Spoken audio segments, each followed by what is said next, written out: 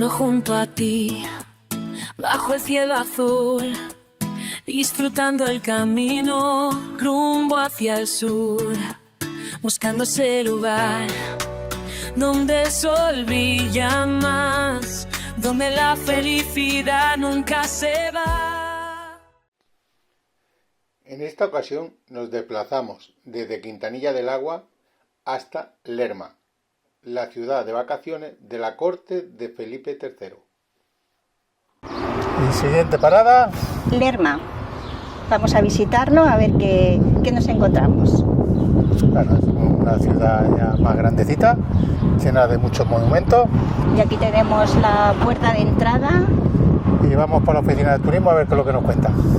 Hasta ahora. Juntos vamos a cumplir nuestra ilusión, la de vivir viajando con el corazón. A mi voz nos llevará a sentir la libertad de decidir y descubrir el sitio que soñamos, a dónde iremos para luego mostrarlo a los que nos va siguiendo. Aquí había pequeños asentamientos en época prehistórica, después en época romana.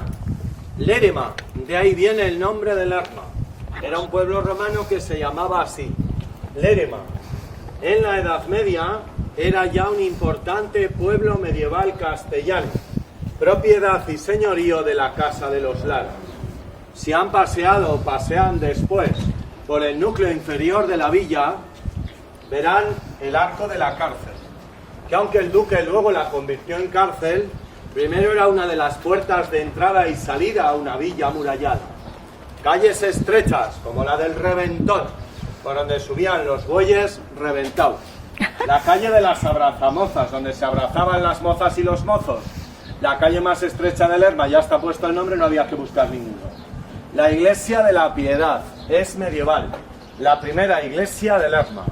Las calles van creciendo hasta la plaza medieval del Mercado Viejo, donde está hoy el templete, que era antiguamente la Plaza Mayor.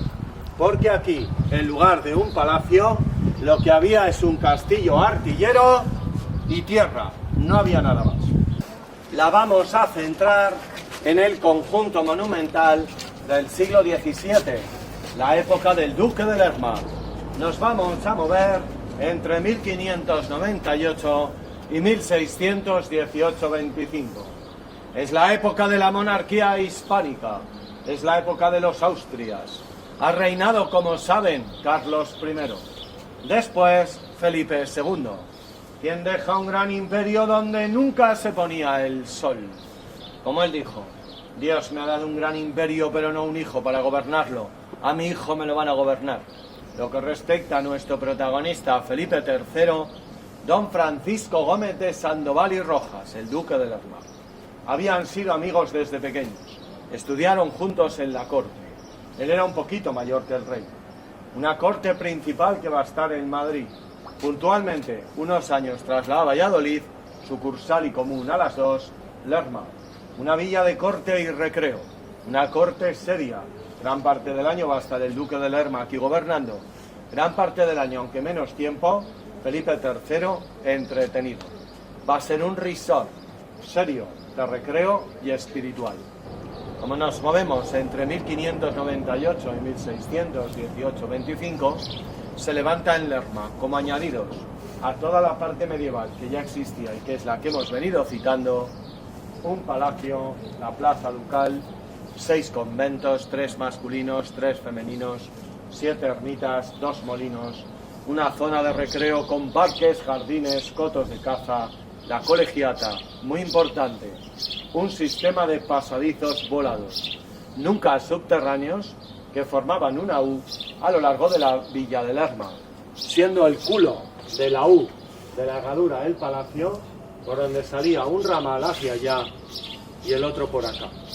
La época de Felipe III, muy fiel a Margarita de Austria. Los únicos follones que había en la corte y en la época es que la reina Margarita de Austria discutía más con el duque de Lerma que con su marido. No me está gustando nada lo que estás haciendo de comprar casas tan baratas y venderlas a precios tan caros. Voy a tirar del hilo a ver qué estás haciendo. Felipe, me siento sola y vigilada en la corte. No lo necesitas para gobernar. Margarita, sin él, no soy nada. Felipe III y el duque de Lerma, el duque y el rey, que prohibieron fumar en toda España la planta de nicotina tabacum que venía de América. Está documentado por el doctor Menéndez en 1539. El tabaco puro es bueno para el dolor de muelas, mascado y como antiséptico. Si nos lo fumamos, no es tan bueno porque hay combustión y se acababa antes. Así que prohibieron fumar. Mientras tanto era la época donde los nobles se ponían las botas. Era una prenda muy cara, solo para los nobles. ¿Qué pasa? Eran los que mejor comían. Nosotros hoy nos vamos a poner las botas. Nos hemos olvidado de la prenda, nos referimos a esto porque llega un momento de la historia en el que todo el mundo tiene acceso a unas botas. Pasaba como con el castillo de fuegos artificiales, salvo raras excepciones, hoy no lo son, pero a veces se les llaman así. Expresiones y nomenclaturas de la época del duque de Lerma y Felipe III que han llegado a nosotros con otro significado desvirtuado. Por aquí. Miren dónde estamos llegando ya. A un convento. El convento de Santa Teresa de los Carmelitas. Como no hay frailes desde el siglo XIX, por la desamortización de Mendizábal que les expulsan, es el ayuntamiento, la oficina de turismo, los juzgados y la parroquia del pueblo, que es lo que queda de aspecto religioso de este convento. Ahora lo que vamos a hacer es avanzar metros a aquel convento de allá, donde fue bautizada la infanta Margarita. Una vez nacida por los pelos en la 106, fueron a bautizar y a dar gracias allí. Sepan que cuando acabe la visita pueden entrar gratis y por libre al Palacio Ducal al Parador y a las iglesias de los conventos. Ahora donde vamos a ir hacia allá es por el pasadizo, el tramo que queda, que comunicaba del Palacio a la Colegiata. Solo queda un tramo entre este convento y aquel. Y esto lo tenemos que coger en la misma oficina de turismo. Así que vamos a subir en un minuto, ya quisieran en aquella época, de la zona del pueblo llano, a la altura del clero y a la altura de la realeza y la nobleza. Esa de los carmelitas todavía. Si perforásemos esta pared, estaría la iglesia, cuya fachada acabamos de ver fuera. Si hoy el rey, el duque y los nobles hubieran querido venir a la Eucaristía hasta este convento, viene por aquí, se aposentaban en una tribuna que estaba aquí hoy desaparecida, embarcaban en el pasadizo y al parador de donde venimos. Ahora lo que hacemos es ir a la Colegiata, 700 metros. Solo subimos a los 90 metros que quedan de todos los 700 del arco. Cuando las ventanas dan al norte, como aquella, terno de convento, para que el rey no viera lo que hacían los frailes dentro. Ventanas al sur, como esta, terreno público, la calle, para aprovechar más la iluminación del sur. No es muy alto, porque por lo general las personas no eran tan altas en el siglo XVII como ahora. El hecho del rey no salir a la calle, aquí va protegido de la muchedumbre. Protegemos al rey de la climatología adversa. En verano aquí se está fresquito, en invierno ponemos tramos de brasero. Al no ser muy alto se mantiene mejor el calor. Bueno, miren, va primero el jefe de protocolo y siempre se encuentra el pasadizo a oscuras. La comitiva iba el rey sentado, el duque y los nobles que se hospedan en las torres del parador, junto a él, y el último, un criado. El jefe de protocolo siempre se encuentra el pasadizo a oscuras. Cada vez que llegaba a la altura de una ventana, hacía esto. Pasaba la comitiva y el último cerraba. De ahí la expresión, el último que cierre. Así se quedó. Así se quedó. El pasadizo estaba decorado en la pared por 51 cuadros, la mayor parte del día del Museo del Prado. Iconografía barroca, algunos amables, hablaremos, inmaculadas en ascensión, otros más tétricos, hablamos ya, vanitas, bodegones de calaveras junto a relojes de arena y lámparas.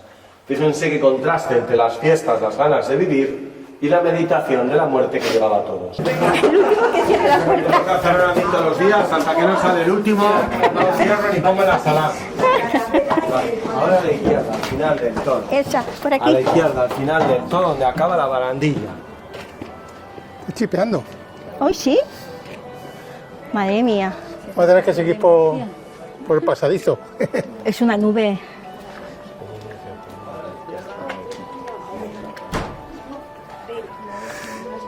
Que llueva, que llueva. Vale, ¿qué tendríamos aquí abajo? Despacito.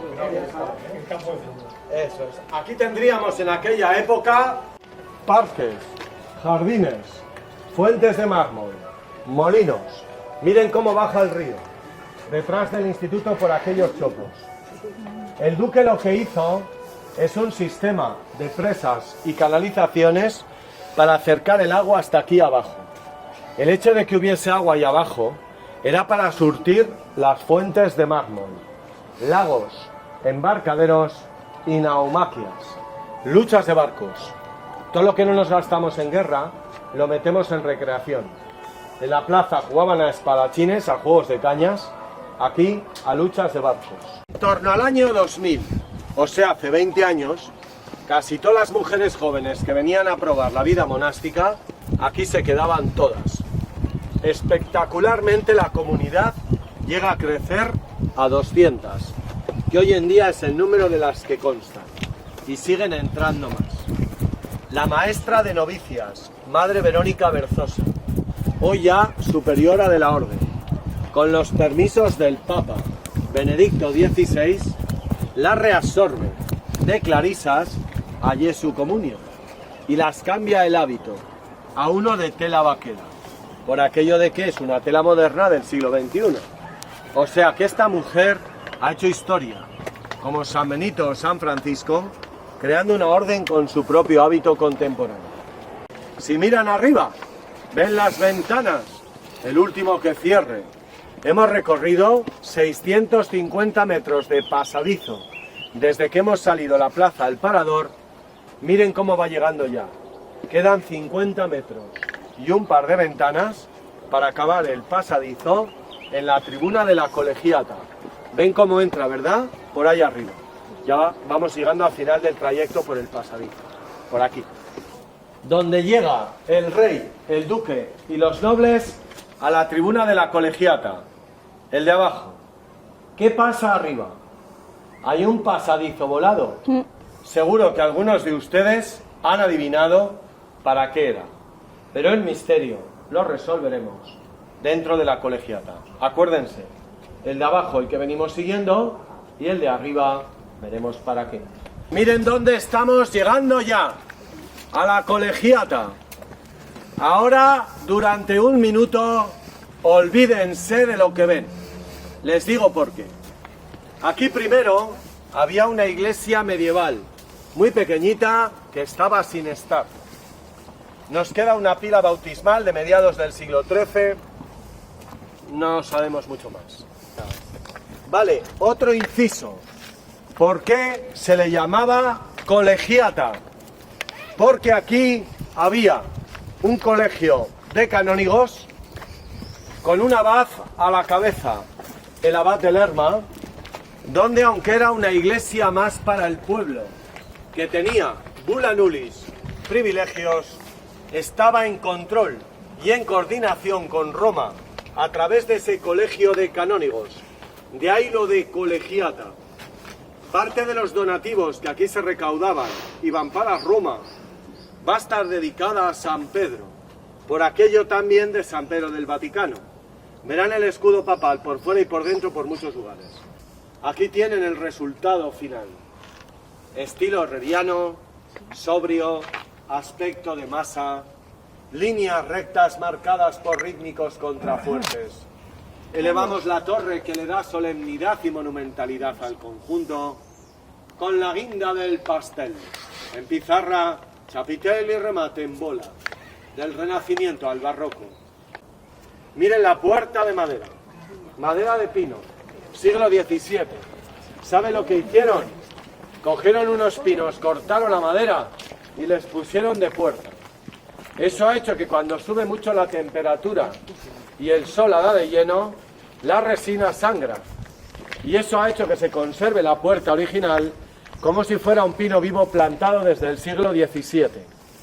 La metieron toda una serie de clavos de bronce, la da un aspecto decorativo y solemne, y cuando viene nuestra corte de honor y empuja la puerta, no nos manchamos de resina. Tenemos una iglesia con 3 naves separadas por columnas. La nave central a la misma altura que las laterales. Hallenkirche, planta de salón. Bóvedas con nervaduras góticas. Pero bueno, vamos a ver. Si estamos en el primer tercio del siglo XVII, ¿cómo es que aparecen elementos del gótico del XIII? Primero, porque en historia del arte nunca se ha dicho a partir del 1 de enero a las 12 de la noche somos todos románicos. Lógicamente coinciden las cosas, ¿verdad? El convento de aquí al lado, miren dónde llegaban semi-escondidos, a esos balcones con celosías. Mientras que el de abajo que hemos visto en la calle es el que hemos arrancado en la plaza. Hemos subido a él y de haber existido entero, nos habíamos presentado en una tribuna que estaba en toda esa pared. Se estaba cayendo hace 80 años y se ha restaurado, como lo ven, una pared. Pero tenemos la foto tomada desde aquí. Miren, esta es la tribuna donde llegaban el rey, el duque y los nobles y se aposentaban a escuchar Eucaristía. Esta foto la vamos a poner ahí mentalmente donde está el cuadro de San Miguel. Vamos a tirar una línea recta a toda la pared que también está restaurada. 700 metros, 40 ventanas. De ahí al parador, del parador ahí. Ya no podemos seguir más. De haber existido entero, en vez de haber bajado por la calle, habíamos aparecido ahí, y no solo ahí, sino hasta el parador. Vamos, no teníamos que haber pisado la calle en toda la visita. Objetivo cumplido. Así sonaba, y así era la colegiata un 1 de julio de 1618. Vamos a cerrar y abrir los ojos, vamos a explicar la iglesia y vamos a imaginar, porque durante la explicación de la iglesia está con nosotros el rey, el duque y los nobles arriba en la tribuna. El clero está oficiando el medio en el altar, de espaldas a nosotros. ¿Cómo se celebraba la Eucaristía antiguamente? Ahí están con el incensario. El pueblo llano está abajo sentado en los bancos. Los que más han corrido, más cerca están del altar y para ver al rey en la tribuna, que no todos los días del año estaba en largo. Los hombres de las 5 corales empiezan a entrar por el trascoro. Acaban de entrar las monjitas semiescondidas arriba. Y vamos a imaginar a los tercios, como guardaespaldas del rey y de todos, en fila, en toda esa pared. Miren qué cantidad de tercios hay hoy, todos vestidos de época, están enfrente del rey, en la tribuna. Le tienen más controlado. Todos en su sitio, empieza a entrar el clero en el altar.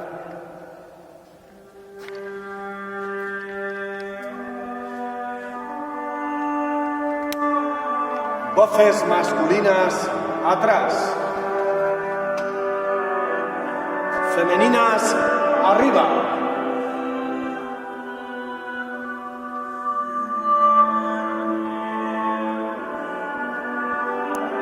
Y como escuchan, las melodías y las voces se van entretejiendo las unas a las otras. Esta delicia con esta acústica tan maravillosa no acaba aquí. Miren, 2 reliquias, 2 órganos originales, construidos por don Diego Quijano, organero real entre 1615 y 1617. Esos órganos tienen pedales, tiradores, que producen tonos, tamborín, flauta, trompeta magna. A veces sonaba uno, a veces sonaba otro, a veces sonaban los dos. Auténticas batallas de órgano, a juego, con los ángeles cantando desde el cielo. La auricularidad, la teatralidad, el efectismo, una música que transita del Renacimiento al Barroco, como la estructura externa, herreriana, sobria, con el chapitel anunciando el Barroco, una música que suena del Escorial a la colegiata de San Pedro en Lerma, y en definitiva que resonaba a lo largo de un imperio donde nunca se ponía el sol. Vamos con la parte superior del templo, el altar mayor. Detrás estaría la girola de ambulatorio, donde se abren capillas absidiales y la sacristía. Retablo mayor de la época del Duque de Lerma desaparecido. Era de la primera mitad del siglo XVII de Juan Gómez de Mora, salvo 3 elementos que sí que quedan todavía. Los frescos que están pintados en los laterales y en torno al sagrario. Aquí tenemos una estatua de José Zorrilla. Parece que la llevo bien sujeta y de repente hace... Sí. Merci. Y está justo enfrente de esta magnífica colegiata.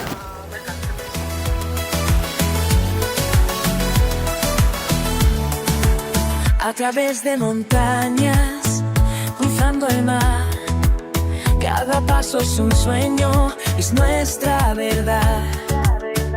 El viento susurra secretos de paz y el camino nos invita a continuar. Aquí es donde vivió de joven José Zorrilla. Don José Zorrilla, fíjate tú. En esta casa vivió en su juventud el célebre escritor romántico.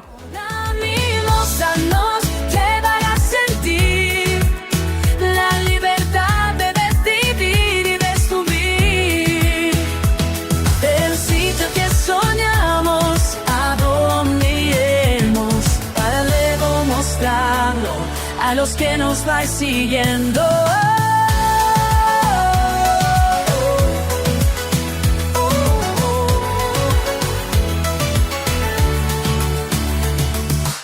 Y cuando el sol se ponga al final del día, sabremos que todo ha valido la pena. Aquí hacen representaciones de lo que era la vida de las monjas de clausura. Este templo ya no se usa para culto. Y hasta aquí el vídeo de hoy. Esperamos que os haya gustado y le damos las gracias al guía de la Oficina de Turismo por este magnífico recorrido, del que mostramos solo una pequeña parte. Si venís a Lerma, lo recomendamos, no os lo podéis perder. Nos vemos en el siguiente vídeo, que cruzaremos a tierras gallegas.